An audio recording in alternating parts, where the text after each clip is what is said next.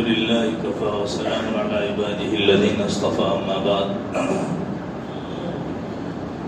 أعوذ بالله من الشيطان الرجيم بسم الله الرحمن الرحيم حاميم والكتاب المبين إنا أنزلناه في ليلة مباركة إنا كنا منذرين فيها يفرق كل أمر حكيم أمرا من عندنا إنا كنا مرسلين رحمة من ربك إنه هو السميع العليم صدق الله العظيم.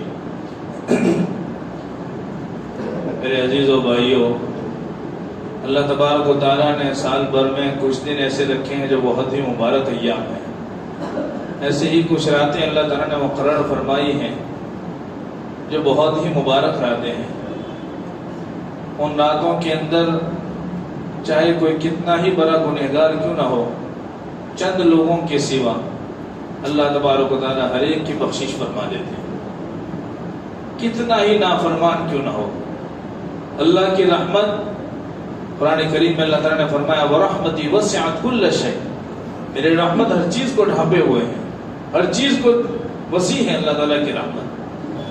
انسان کے گناہ چاہے کتنے ہی ہو، اللہ کی رحمت جب وسیع ہے، چاہے ساری کائنات مل کر اتنے سارے دفتر لے آئے گناہوں کے، آسمان ساتوں زمینیں اور ان کے درمیان کی جتنے سب بڑھ جائے، اللہ تعالیٰ اپنی طرف سے بخشش کے فیصلے فرما دے تو جیسے اتنا بڑا سمندر زمین سے 3 گنا بڑا سمندر ہے، اس سمندر کے اندر ایک سوئی چبو ہے اور اس سوئی کے نوک کے اوپر جو پانی آوے اتنی بھی اللہ کی رحمت میں کمی واقع نہیں ہوتی ہے.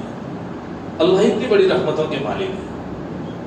اور یہ نوک پر جو پانی کا مسئلہ سمجھا ہے وہ سمجھانے کے لیے انسان کے حق میں، وہ سمجھانے کے لیے ہے، باقی اس کی بھی کوئی ضرورت نہیں ہے. جس طرح کائنات کو بنانے کے لیے کہ 6 دن میں آسمان تیار ہوا، 7 دن میں زمین و آسمان کو تیار کیا، یہ سمجھانے کے لیے، ورنہ اللہ تعالیٰ اپنے امر کن سے بھی بنا سکتا تھا. کچھ چیزوں میں فرشتوں کا تعاون لیا تو وہ سمجھانے کے لیے ہے، ورنہ اللہ تعالیٰ ان چیزوں کو بھی اپنے امر کن سے بنا سکتا تھا. اور علماء نے لکھا ہے کہ امر کن بھی سمجھانے کے لیے اللہ تعالیٰ کا ارادہ ہی کافی ہے. کن ہو جا اتنا بھی بولنے کی اللہ کو ضرورت نہیں ہے، یہ بھی انسان کو سمجھانے کے لیے اللہ تعالیٰ نے بیان کیا ہے. تو میرے عزیزوں، یہ شعبان معظم کا جو مہینہ ہے بڑا ہی بابرکت مہینہ ہے. حدیث پاک میں آتا ہے اللہ کے نبی علیہ السلام جب رجب شروع ہوتا تھا تو نبی اکرم صلی اللہ علیہ وسلم دعا فرماتے تھے اللہم بارک لنا فی رجب و شعبان وبلغنا رمضان. علامہ ابن قیم رحمۃ اللہ نے لکھا ہے کہ جیسے فرض نمازوں سے پہلے سنتیں ہوا کرتی ہیں، جیسے فرض نمازوں سے پہلے سنتیں ہوا کرتی ہیں، اللہ تعالیٰ نے رمضان مبارک سے پہلے شعبان معظم کا مہینے کا درجہ ایسا ہی رکھا ہے. یہاں تک کہ علماء نے یہ بھی لکھا ہے کہ شعبان کے جو آخری ہفتہ ہوتا ہے اس میں روزہ رکھنا مکروہ لکھا ہے، نہیں رہنا چاہیے شعبان کے آخری حصے میں، اور اس میں اچھی غذا کھا کر اپنے آپ کو قوت اور طاقت کے ساتھ تیار کرنا چاہیے، اس لیے کہ آگے رمضان مبارک آ رہا ہے، ہم اس میں مضبوطی کے ساتھ روزے رکھیں گے، اس لیے مکروہ لکھا ہے. میں یہ گفتگو کرنا چاہتا ہوں وہاں پر یہ رات جو آج کی ہے وہ کتنی برکت والی رات ہے. ایسی راتوں کے اندر بھی چند بد قسمت ایسے لوگ ہیں جن کی بخشش نہیں ہوتی ہے. سب سے پہلا فرمایا رب العالمین نے ان اللہ لا یغفر ان یشرک بہ ویغفر ما دون ذلک لمن یشاء. اللہ رب العالمین اس آدمی کی بخشش نہیں فرماتے جو اس کے معاملے میں شرک ٹھہراتا ہے، اللہ کے ساتھ کسی کو شریک ٹھہراتا ہے. وَيَغْفِرُ مَا دُونَ ذَلِكَ لِمَن يَشَاءُ، اللہ اس کے سوا سب کو بخشش دے دے گا. اسی لیے حدیث پاک میں نبی اکرم صلی اللہ علیہ وسلم نے سکھایا اللہم مغفرتک اوسع من ذنوبنا، اللہ آپ کی رحمت ہمارے گناہوں سے زیادہ وسیع ہے. یہ دعا مانگنی چاہیے. نبی اکرم صلی اللہ علیہ وسلم نے دعا سکھائی ہے، سنت ہے یہ، تو ان دعاؤں کا اہتمام کرنا چاہیے. تو یہ پہلا آدمی جس کی اس رات میں بخشش نہیں ہوتی. دوسرا، کسی کا ناحق قتل کرنے والا. شرعی عدالت ہے، اس میں قتل ہوا وہ الگ مسئلہ ہے. ناحق قتل کرنے والا آدمی اس کی بھی اللہ تعالیٰ بخشش نہیں فرماتے. کینہ پالنے والا، بغض و عداوت رکھنے والا دل کے اندر، اس کی بھی اللہ تعالیٰ بخشش نہیں کرتا ہے. شرابی آدمی، اس کی بھی اللہ کے یہاں بخشش کی گنجائش نہیں ہے. زناکار آدمی، زناخور، زنا کرنے والا، اس کی بھی اللہ تعالیٰ کے یہاں بخشش کے فیصلے نہیں ہوتے. ایسی مبارک راتوں کے اندر جب اللہ تبارک و تعالیٰ پہلے آسمان پر آ جاتے ہیں اور صبح صادق تک رہیں گے اور کہیں گے ہے کوئی مانگنے والا جس کی مرادوں کو میں پورا کروں، ہے کوئی توبہ کرنے والا جس کی میں توبہ قبول کروں، ہے کوئی مغفرت چاہنے والا جس کی میں مغفرت کروں. اللہ ایسے موقع پر خود فرماتے ہیں یہ اعلان، اور فرشتوں سے کہتے ہیں جاؤ پھیل پڑو، دیکھ لو میرے بندے کیا کر رہے ہیں.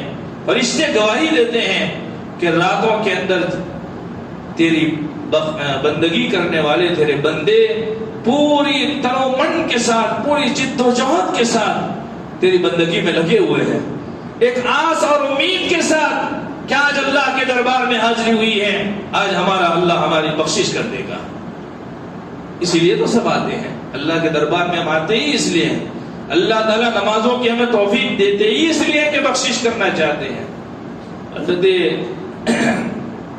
نوح علیہ السلام کی سیرت میں یہ واقعہ ملتا ہے کہ آپ نے مٹکے تیار کیے، آپ نے اللہ تعالیٰ کے حکم سے مٹکے تیار کیے، پھر اللہ تعالیٰ نے ان کو حکم دیا کہ اسے توڑ دیں. تو نبی تھے، اللہ کے حکم کو پورا کرنے میں ذرا برابر آگے پیچھے نہیں ہونے والے تھے، لیکن صرف اس وجہ سے کہ ایک مصلحت تو جان لیں کہ اللہ تعالیٰ کا حکم یہ ایسا کیوں ہے کہ خود بنوایا خود توڑوانا چاہتے ہیں. تو چونکہ حضرت نوح علیہ السلام نے اپنی قوم کے بارے میں کہا تھا قال نوح رب لا تذر على الارض من الكافرین دیارا، اے رب العالمین، اے میرے پیارے اللہ، زمین کے اوپر ایک بھی نافرمان کا گھر مت چھوڑنا. اور وجہ بھی بیان کی تھی انک ان تذرهم یضلوا عبادک ولا یلدوا الا فاجرا کفارا، اگر آپ ان کو چھوڑ دیں گے تو یہ تیرے بندوں کو گمراہ کریں گے اور ان سے جو اولادیں ہوگی وہ فاجر کافر پیدا ہوگی، فاسق پیدا ہوگی. یہ وجہ بیان کی تھی حضرت نوح علیہ السلام نے. تو اللہ تبارک و تعالیٰ نے مٹکے تیار کروائے، توڑوائے، پھر انہوں نے وجہ جاننی چاہیے. کہے نوح آپ نے پل کے برابر بھی نہیں سوچا کہ میں نے ان بندوں کو کیوں پیدا کیا ہے. اور میں وما خلقت الجن والانس الا لیعبدون، صاحب جلالین رحمۃ اللہ علیہ فرماتے ہیں لیعبدون ای لیعرفون، میں نے جناتوں اور انسانوں کو محض اپنی بندگی کے لیے بنایا ہے. اور صاحب جلالین کی تفسیر کے مطابق میری معرفت دینے کے لیے انہیں بنایا ہے. اللہ تعالیٰ اتنی محبت رکھتے ہیں. فرعون جیسا آدمی، فرعون تکبر کرنے والا، وہ حضرت موسیٰ سے کہہ رہا ہے کہ موسیٰ اپنے رب سے کہو کہ مجھے معاف کر دے. اللہ رب العالمین فرماتے ہیں وہ ایک مرتبہ براہ راست مجھ سے کہتا اے میرے اللہ مجھے معاف کر دے، میں سمندر کو حکم دیتا کہ اس کو اٹھا کر باہر پھینک دے زمین کے اوپر. قارون جیسا آدمی جو زمین میں دھستا جا رہا ہے، قیامت تک دھستا رہے گا، وہ کہہ رہا ہے اللہ رب العالمین اس کے حق میں یہ فرما رہے حضرت موسیٰ سے قارون مجھ سے ایک مرتبہ کہتا میں اس کو زمین سے اوپر لے آتا، اندر سے باہر لے آتا. اللہ تبارک و تعالیٰ نے بہت ساری مثالیں بنائی ہیں دنیا کے اندر، بہت سارے ایسے انوکھے اور نرالے واقعات ہیں جس سے ہم عبرت حاصل کرتے ہیں. بنی اسرائیل کا قاتل آدمی جس نے 99 قتل کیے تھے، توبہ کے ارادے سے کسی اللہ والے کے پاس گیا، انہوں نے کہا تیری بخشش ممکن نہیں، انہوں نے ان کو بھی قتل کر دیا. پھر گیا کسی اللہ والے کے پاس کہ میری بخشش ممکن ہے، کہا وہ بالکل ممکن ہے، جائیے فلاں جگہ پر اللہ کا ولی رہتا ہے ان کے پاس جائیے. تو وہ جا رہا تھا، راستے میں موت آ گئی تو گھسٹتے ہوئے توبہ کی نیت سے جنگل کے اندر ہے، اللہ اوپر ہے، نیچے کھلے آسمان کے نیچے بالکل چکیل میدان میں پڑا ہوا ہے اور پاؤں کے اندر سے روح نکل چکی ہے، وہ اپنے آپ کو گھسٹ رہا ہے آگے جانے کے لیے. اللہ تبارک و تعالیٰ کو اس کی یہ ادا اتنی پسند آئی کہ توبہ کے فرشتوں کو بھی بھیج دیا اور گناہ کے فرشتوں کو بھی بھیج دیا. دونوں آپس میں لڑنے لگے، موت واقع ہو گئی. توبہ والے کہہ رہے ہیں کہ ہمارا ہے، اس لیے کہ توبہ کی نیت سے نکلا ہے، انہوں نے کہا کہ یہ ہمارا ہے، زندگی بھر اس نے گناہ کیے ہیں۔ اللہ رب العالمین نے ایک تیسرا فرشتہ بھیجا کہ ان دونوں جماعتوں کے درمیان فیصلہ کر دے کیا ہونا ہے۔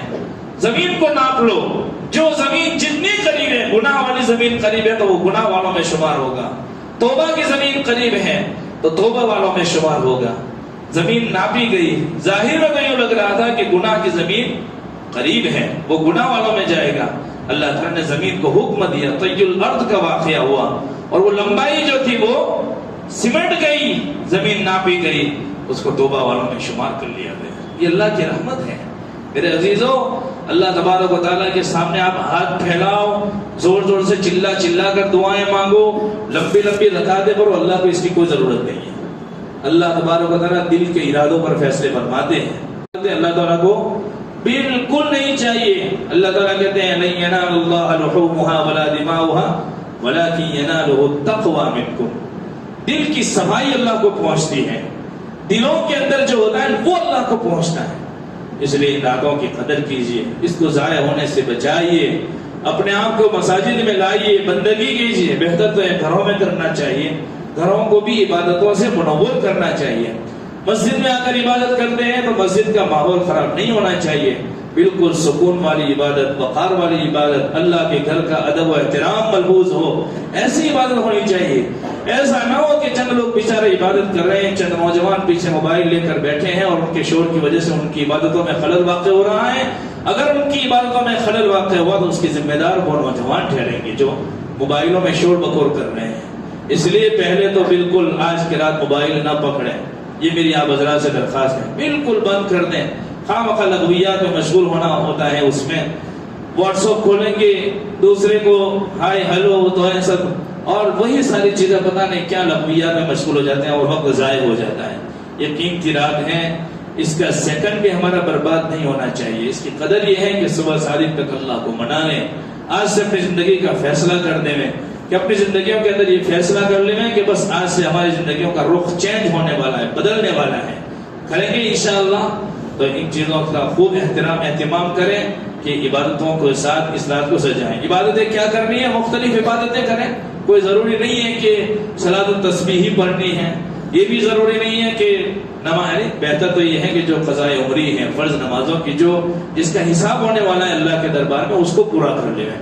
اگر وہ نہیں ہے تو پھر مختلف عبادتوں کے ساتھ نوافل ہیں، صلاۃ التسبیح ہیں، توبہ ہیں، اور بھی صلاۃ الشکر ہیں۔ اللہ نے عبادت کے توفیق دی، علماء نے لکھا ہے اللہ نے مومن بنائے ہیں اس پر بھی 2 رکعت شکر کی ادا کرنی چاہیے، اس پر بھی، یہ علماء نے لکھا ہے۔ تو شکر کی نماز ہے، قرآن کی تلاوت ہے، دعا ہے، استغفار ہے، درود شریف ہے، مختلف عبادتوں کے ساتھ سجانا چاہیے۔ یہ جتنی بھی عبادتیں ہیں، ہر عبادت کی فرشتوں کی جماعت الگ الگ ہوتی ہے۔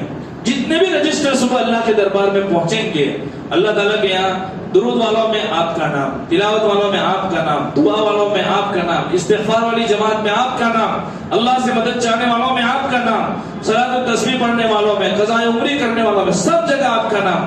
اللہ تعالیٰ خوش ہو جاتے ہیں اپنے بندے سے، میرے بندے نے اتنی بندگی کی ہے میری۔ اللہ تعالیٰ فرشتوں کو گواہ بنا کر یہ فیصلہ کر دیتے ہیں تم گواہ رہو، میں اپنے بندے کو معاف کر رہا ہوں۔ میرے عزیزو، چاہیے کہ نہیں ایسی معافی؟ ارے چاہیے کہ نہیں؟ خاموش مجمع ہے، شاید نہیں چاہیے۔ ارے چاہیے کہ نہیں؟ ذرا زور سے بولیں تو طے کریں انشاءاللہ کہ آج کی رات کو ہم خوبصورت بنائیں گے، اپنی زندگی کی بہترین رات بنائیں گے۔ کچھ راتیں ایسی ہوتی ہیں جو منہ پر لپیٹ کر مار دی جاتی ہیں، ایسی راتوں میں بھی بندے گناہوں سے نہیں بچتے۔ 3 قسم کے لوگ ہوتے ہیں، ایک تو وہ ہوتے ہیں جو پوری رات عبادت میں ہوتے ہیں، ان کی تو رات سہانی ہے بالکل۔ ایک وہ ہوتے ہیں جو ابھی جا کے سو جائیں گے، فجر کی نماز جماعت سے پڑھ لیں گے، تو انہوں نے نہ کچھ کھویا نہ پایا، ان کی رات بہتر ہے۔